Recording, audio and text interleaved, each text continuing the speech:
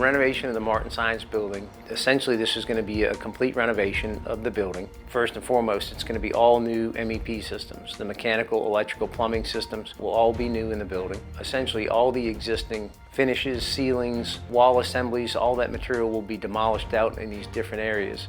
It's going to be a three-phased approach. The first area we'll work in is going to be we call it the T, and it essentially is the tiered classroom wing that faces Norfolk Avenue. And those two tiered classrooms on the third and fourth floor will actually go away. And we're going to put in new structure and flatten those floors out, level those floors out so that there'll be open lab spaces.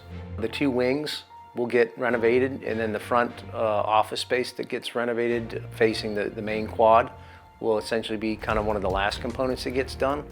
But all new finishes throughout, painting, ceilings, there'll be all new casework, science casework, lab equipment for all the professors and students to use. We're hoping to be able to open up some of the hallways, the corridors, and create some more open spaces in the building.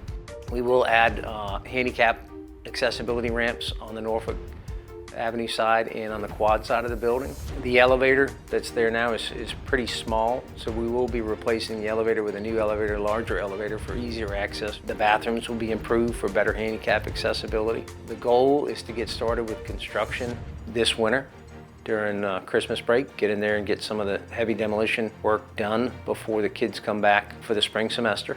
The first phase, right now our goal is to have that done in about 8 months and have that done by the fall of '24. Then the renovation of the rest of the building would last through the summer of '25 to be ready for the fall of '25.